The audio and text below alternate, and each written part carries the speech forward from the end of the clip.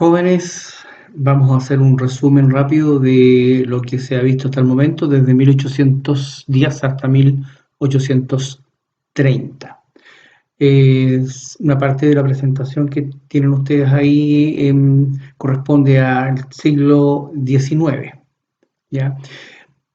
Lo primero que vamos a ver va a ser una línea de tiempo, en donde se ve claramente lo que ocurre entre 1810 y 1830, a pesar de que la línea de tiempo que ustedes tienen en pantalla llega hasta 1891, pero nos interesa por lo menos los primeros 20 años del siglo XIX, del 10, como ya les dije, hasta 1830. Las dos etapas más importantes que se dan en ese periodo es la Guerra de Independencia entre 1810 y 1823, y después el periodo de ensayos constitucionales que va del 23 al 1830. Después viene una república conservadora y una república liberal, pero eso lo veremos más adelante. Durante todo el siglo XIX, una de las cosas más importantes que se van a dar en Chile en su historia va a ser la formación del Estado, va a ser la formación de la nacionalidad. Lo que nos convoca ahora, la primera parte, que es la independencia, de 1810 a 1823. El proceso va a estar marcado por una revolución que se da en términos general en toda la América Latina, todo lo que corresponde al Imperio Español. Ya en el mapa ustedes pueden apreciar precisamente toda la vertiente pacífica con los territorios que pertenecen a España, desde México hasta Tierra del Fuego. La parte oriental, que es la parte atlántica, salvo Brasil, Guyana, Surinam y algunas islas de la zona centroamericana, en el Caribe, corresponden a posesiones francesas, inglesas o bien holandesas, como el caso de Surinam, por ejemplo. El, en el proceso de independencia de los países de América Latina actuales, hay una fuerte influencia externa y también hay una influencia interna, ¿ya? La externa hay que tomar en consideración los grandes pensadores que hubo en la Francia del siglo XVIII. Ahí tienen a Rousseau, Montesquieu y Voltaire, son muy importantes. Y los jóvenes que están en Europa a finales del siglo XVIII, comenzando el siglo XIX, como el caso de Carrera, O'Higgins, San Martín o el mismo Simón Bolívar, van a estar influenciados por el pensamiento de estos personajes. También es importante la influencia que hay en la independencia de los Estados Unidos, ¿ya? Eso es muy importante. El ejemplo de que una colonia europea, inglesa en este caso, logren organizarse y formar un Estado va a ser como un ejemplo a seguir en el caso de los países o los territorios españoles que están justamente eh,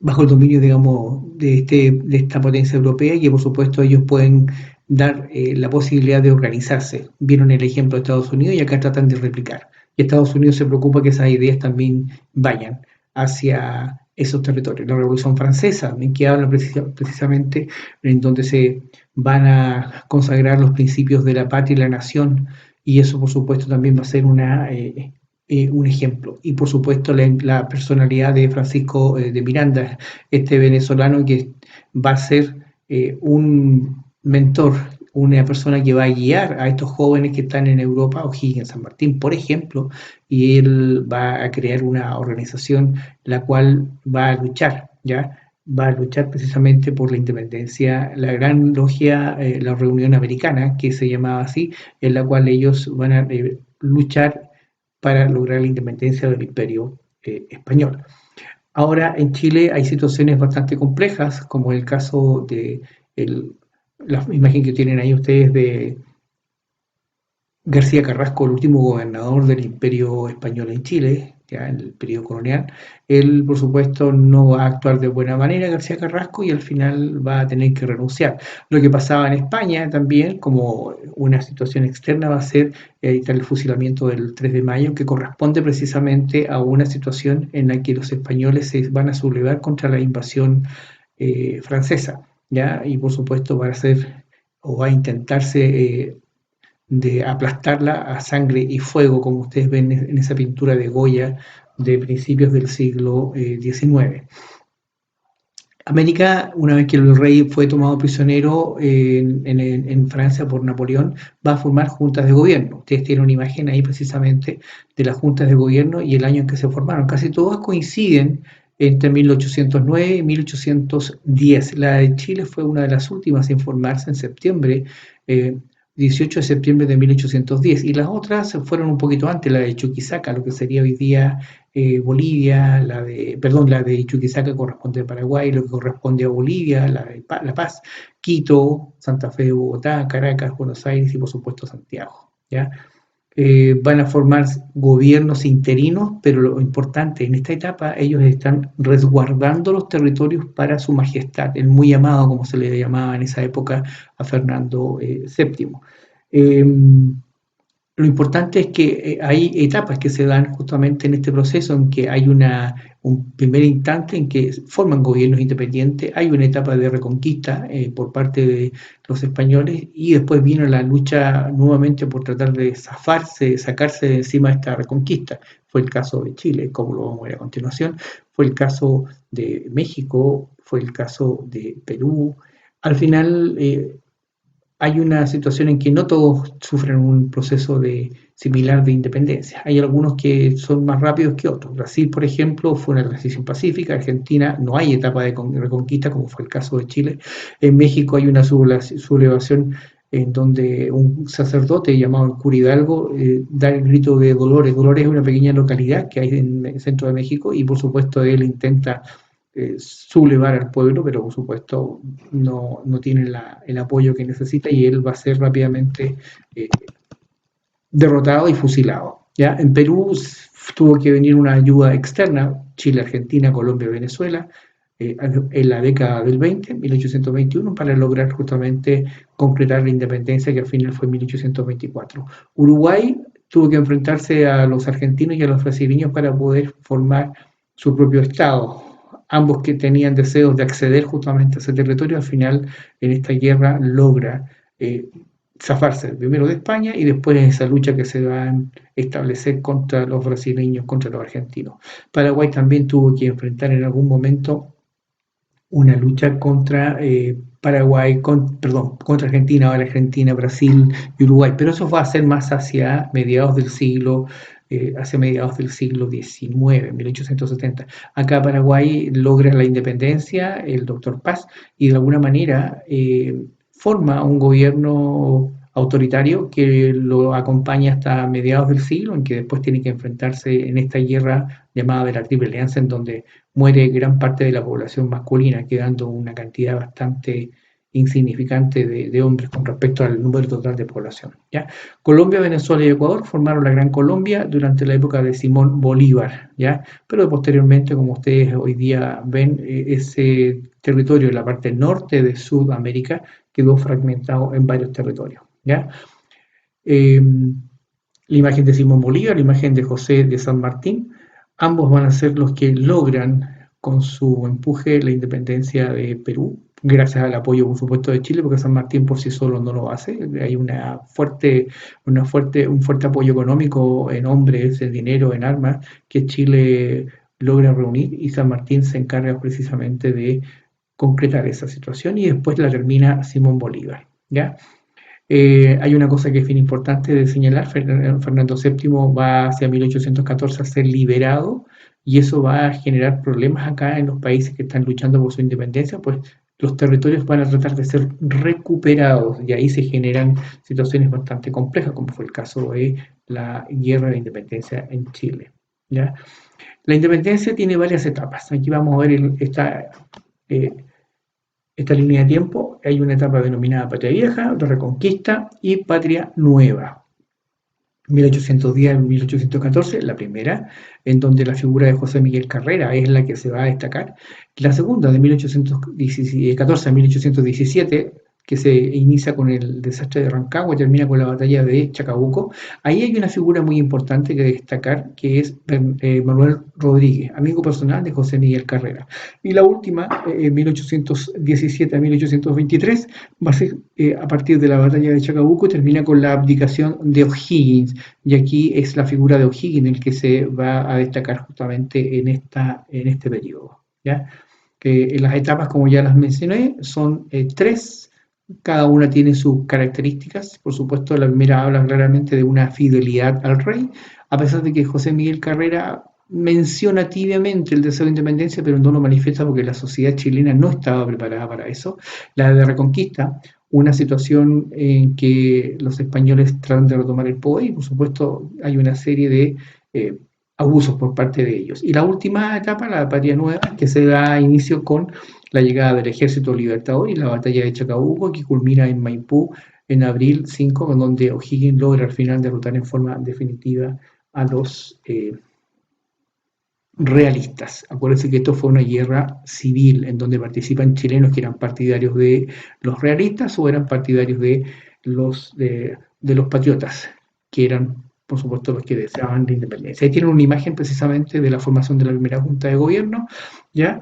Algo bien importante, obras que realizan, ustedes tienen ahí el esquema, las obras más importantes son el decretó la libertad de comercio, estableció relaciones diplomáticas con Buenos Aires, formación de tropas, convocación a un Congreso Nacional. ¿Ya? Y el Congreso Nacional realiza también varias. Una de las muy, pero muy importantes es hacer la libertad de vientre, que significa que los hijos de esclavos que llegaran a territorio chileno y que nacieran acá, quedaban libres. Sus padres, para poder quedar libres, tenían que permanecer mínimo 6 meses en el territorio, lo cual a veces no ocurría porque ellos eran hijos de esclavos que estaban en tránsito, no esclavos que estuviesen en Chile, sino que venían desde Buenos Aires, por ejemplo, pasaban por tierra hacia Valparaíso y de ahí hacia Perú, entonces los que nacían acá, pero en tránsito, eran libres. Los hijos de los esclavos que nacían acá en territorio chileno no tenían ese beneficio.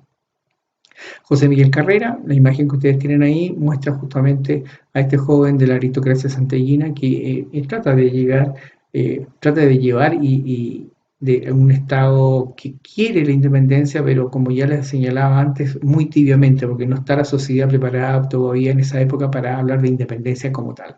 Hay algunas obras importantes, la primera bandera que se va a utilizar, la primera escarapela que ustedes tienen ahí y por supuesto algo importantísimo, la Aurora de Chile, que va a ser muy importante para transmitir las ideas que tiene este gobierno. Hay una, no es una constitución como tal, es un reglamento constitucional. Ahí hay varias ideas que desgraciadamente entre ellas hay poca claridad en algunos artículos, después se va a ver con más detenimiento, pero tiene la idea por lo menos de organizar el país. Se inaugura la Biblioteca Nacional y el Instituto Nacional y se establecen relaciones comerciales con los Estados Unidos. ¿Ya? Eh, esta obra que realiza O'Higgins va a provocar que el virrey del Perú, Abascal, José Fernando de Abascal, reaccione y envíe varias expediciones a Chile. La primera va a ser Antonio Pareja.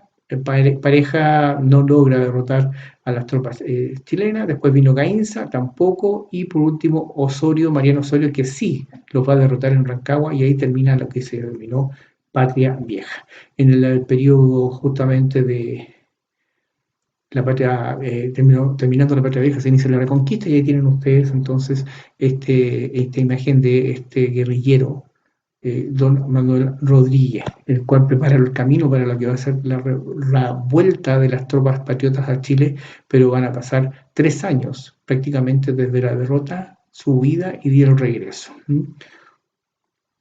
Comienza la patria vieja con comienza la patria nueva con la llegada del Ejército Libertador, y en Chacabuco en febrero de 1817 viene a ser la derrota de los realistas para después en 1818, el 5 de abril, en Maipú, ser derrotado definitivamente por San Martín. O'Higgins asume como director supremo y él realiza varias obras que son bien importantes, ya lo señalamos, escuela militar, los primeros ministerios, Alameda de las Delicias, el paseo, y de alguna forma ahí tiene la declaración de la independencia. Eso va a terminar con una situación que va a traerle serios problemas con la aristocracia de Santiago, que va a ser la Legión al Mérito en Chile, que reemplazó a los títulos de nobleza y también a los escudos nobiliarios, y eso va a ser, pero para mucha gente que era muy tradicionalista, nefasto, y O'Higgins se ganó la enemistad, no solamente por eso, sino que también por otras medidas que tomó y que afectaba a esta clase muy privilegiada que había en esa época, ¿ya? O'Higgins ante esa situación va a tener que después, sumando otras situaciones que se van a dar, abdicar.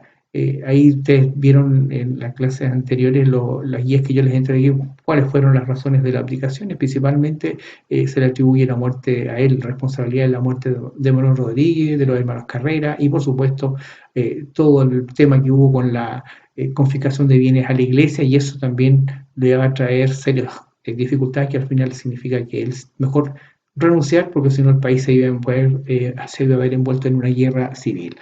A la renuncia de O'Higgins sigue una tercera etapa, que sería los ensayos constitucionales. Y ahí tienen ustedes desde la abdicación de O'Higgins hasta la batalla de Lilcay en 1830. Son 7 años prácticamente que pasan en que el país se trata de organizar. Tal como lo vieron ustedes en la clase anterior, en la guía anterior, aparecen una serie de elementos que se dan precisamente. Ahí tienen ustedes una imagen que yo solo señalé la otra vez, de un diario de viaje de mi residencia en Chile, de Mary Graham. Ella cuenta un poco la situación que ve en Chile de 1822. Esta señora le tocó vivir una experiencia traumática como fue el terremoto de 1810 en el verano, perdón, 1822 en el verano, lo cual casi le costó la vida al gobernador. Se salvó, pero por poco. Él estaba justamente en el edificio de gobierno en Santiago, y el terremoto lo destruyó, se cayó íntegramente y quedó entre medio de unos palos, y lo lograron sacar. Por suerte, O'Higgins no falleció en esa oportunidad, ¿ya? Y Mary Graham relata justamente esa experiencia que fue bastante violenta para ella, ¿ya? Su viaje por Chile fue bien accidentado, tal como pasó años más tarde con Charles Darwin. Algo importante, lo que ella describe en el terremoto después le va a servir a la Sociedad Geográfica de Inglaterra para ver el tema del por qué se producían terremotos, que en esa época todavía no se tenía bien claro cuáles eran las razones. Y Darwin, de alguna manera, con el tiempo, le va a dar razón a ella, a esta descripción que hizo el terremoto en Chile, cuando le tocó en 1835 estar en Valdivia y sentir el terremoto de Concepción, que destruyó completamente la ciudad y destruyó el puerto, aquel puerto de aquella época en Talcahuano, que pero quedó nada, porque hubo un terremoto y posteriormente un maremoto. Fue espantoso, y Darwin le tocó vivir justamente esa experiencia traumática, tal como fue el caso de Mary Graham. Ahí tienen ustedes a continuación una de las situaciones que se dan precisamente en Chile, en donde el caudillismo, como ya les decía yo la vez anterior, no es algo que se dé en Chile, salvo algunas situaciones muy puntuales, o Ramón Freire, por ejemplo, que reemplazó a, a Bernardo Higgins. No es un caudillo, el tipo lo colocaron en el cargo porque no había más, pero él no era de esos, de tomar poder, ¿ya? No es como Higgins o como Carrera, no es de esa línea, ¿ya? Imágenes del Chile de los años 20, años 30. Importante en el gobierno de Freire fue la abolición de la esclavitud, ¿ya? Se trata de buscar acuerdos constitucionales para solucionar el problema que había justamente en Chile. Al final se va a consolidar en 1826 la conquista final de la isla de Chiloé, que era el último bastión que había en América del Sur de la presencia precisamente española. Quedaba un pequeño remanente en la parte pacífica, que fue a ser en el puerto del Callao, pero al final van a ser derrotados en su momento en Perú. Pero va a ser importante justamente lo que ocurre en Chiloé, cuando Quintanilla, que era la persona que estaba mandando las tropas españolas en esa parte, se rinde en 1826, derrotado en Pudeto y Bellavista. Las constituciones que hay en la época son 3. Ahí tiene usted, la moralista, la federal y la liberal. Ustedes hicieron una actividad donde tenían que colocar precisamente los aspectos más importantes. Ahí aparece en qué gobierno se hizo, quién fue su autor.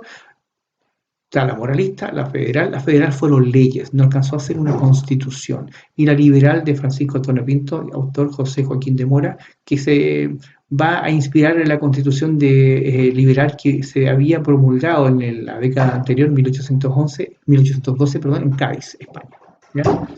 La guerra civil de 1829 va a terminar con este periodo de inestabilidad política, y al final el triunfo en Lircay por parte de los conservadores, termina con esa etapa de ensayos constitucionales.